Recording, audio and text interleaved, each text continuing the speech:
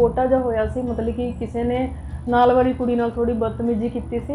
But ਅਸੀਂ ਉਹਨੂੰ ਉਸ ਟਾਈਮ ਉਹਦੇ 2-4 ਥੱਪੜ ਧਰੇ, ਉਹਨੂੰ मतलब कि ਪਤਾ ਲੱਗ ਗਿਆ ਵੀ ਇਹ ਸਿਕਿਉਰਿਟੀ ਹੈਗੀ ਆ। मतलब कि ਅਸੀਂ ਉਸ ਟਾਈਮ ਜੇ ਉਸ ਘਟਨਾ ਨੂੰ मतलब कि ਅਣਦੇਖਾ ਕਰ ਦਿੰਦੇ, ਫਿਰ ਉਹਨੇ ਸਾਨੂੰ ਛੱਡ ਕੇ ਕਿਸੇ ਹੋਰ ਨੂੰ मतलब कि ਉਹਨੇ ਮਿਸਬਿਹੇਵ ਕਰਦਾ, ਉਹਦੇ ਨਾਲ ਗਲਤ ਕੁਝ ਕਰਦਾ। ਇਸ ਤੋਂ ਪਹਿਲਾਂ मतलब कि ਅਸੀਂ ਹੀ ਉਹਨੂੰ ਸੰਭਾਲ ਲਿਆ।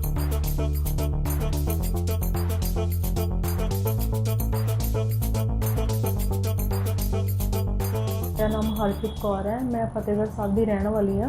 मेरा बाउंसर सिक्योरिटी का काम हैगा।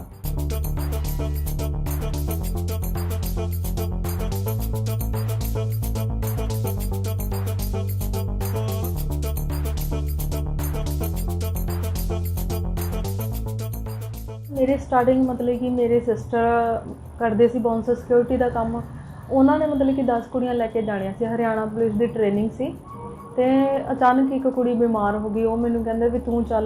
मैं उन्होंने मना किया भी मैं इदा कि अचानक जा सकती हाँ, मेरे लिए मतलब कि वो टाइम बहुत औखा सी।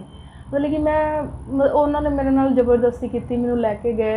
तो उत्थे जाके भी मैं एकदम मतलब कि नर्वस सी, बहुत ज़्यादा डरदी सी।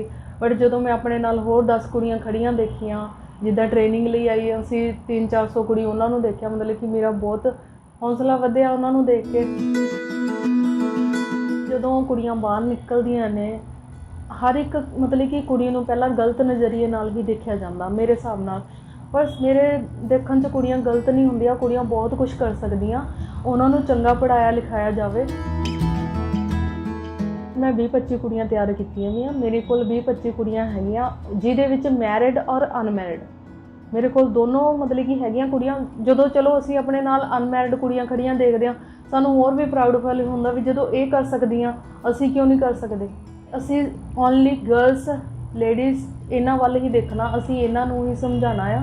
ਬਾਕੀ ਸਾਡਾ ਬॉयਜ਼ ਜੈਂਟਸ ਵੱਲ ਸਾਡਾ ਕੋਈ ਵੀ ਉਹ ਨਹੀਂ ਹੁੰਦਾ ਹੈਗਾ, ਕੋਈ ਪ੍ਰੋਬਲਮ ਨਹੀਂ ਆਉਂਦੀ ਹੈਗੀ। ਜਦੋਂ ਅਸੀਂ ਡਿਊਟੀ ਤੇ ਖੜਦੇ ਹਾਂ, ਸਾਨੂੰ ਆਪਣੇ ਆਪ ਤੇ ਪ੍ਰਾਊਡ ਫੀਲ ਹੁੰਦਾ ਵੀ ਅਸੀਂ ਇੰਨਾ ਕਰਾਊਡ ਦੇਖਦੇ ਹਾਂ, ਇੰਨੀ ਜਨਤਾ ਅਸੀਂ ਸੰਭਾਲਦੇ ਹਾਂ। ਤੇ ਬਹੁਤ ਵਧੀਆ ਲੱਗਦਾ ਡਿਊਟੀ ਕਰਕੇ ਸਾਨੂੰ। ਚੰਡੀਗੜ੍ਹ ਤੋਂ ਫਸਟ ਟਾਈਮ ਮੈਂ ਇੱਥੇ 10 ਕੁੜੀਆਂ ਲੈ ਕੇ ਆਈ ਸੀ। ਸ਼ੋਅ ਸੀ ਗੁਰੂ ਨਾਨਕ ਸਟੇਡੀਅਮ, ਉੱਥੇ ਮੈਂ 10 ਕੁੜੀਆਂ ਲੈ ਕੇ ਆਈ ਸੀ। ਸਰ ਪਹਿਲੀ ਵਾਰੀ ਤਾਂ ਮੈਨੂੰ ਬਹੁਤ ਡਰ ਲੱਗਿਆ, ਬਹੁਤ ਜ਼ਿਆਦਾ। ਮਤਲਬ ਕਿ ਮੈਨੂੰ ਇਹ ਸੀ ਕੁੜੀਆਂ ਪਹੁੰਚਣਗੀਆਂ ਕਿੱਦਾਂ ਪਹੁੰਚਣਗੀਆਂ, ਮਤਲਬ ਕਿ ਕੋਈ ਘੱਟ ਨਾ ਜਾਵੇ ਵੀ ਮਤਲਬ ਕਿ ਇੱਦਾਂ ਕੰਮ ਸਾਰਾ ਖਰਾਬ ਹੋ ਜਾਊਗਾ। ਅਤੇ ਸਰ ਬਹੁਤ ਵਧੀਆ। ਚਲੋ ਫਸਟ ਮਤਲਬ ਕਿ ਚੰਡੀਗੜ੍ਹ ਤੋਂ ਆ ਕੇ ਮੈਂ ਲੁਧਿਆਣੇ ਕੰਮ ਕੀਤਾ, ਮੈਨੂੰ ਬਹੁਤ ਵਧੀਆ ਲੱਗਿਆ। ਮੇਰੀ ਟੀਮ ਨੇ ਮੇਰਾ ਮਤਲਬ ਕਿ ਪੂਰਾ ਸਾਥ ਦਿੱਤਾ। ट्रेनिंग तो कोई नहीं ली हैगी, बस अपनी बॉडी में फिट रखने लिए जिम जानी आ। तो बस कोई जिदा किसी टाइम नहीं जाया जाता है, थोड़ा वर्कआउट घर ही कर लीदा, जिदा लेट नाइट आईदा ड्यूटी तो। मेरे घर दे मतलब कि मैनू पूरा सपोर्ट करते हैं। तो बाकी डर तो नहीं लगता है, खैर हुण सानू डर कोई नहीं लगता है, जिदा हुण तो आदत ही पै गई है।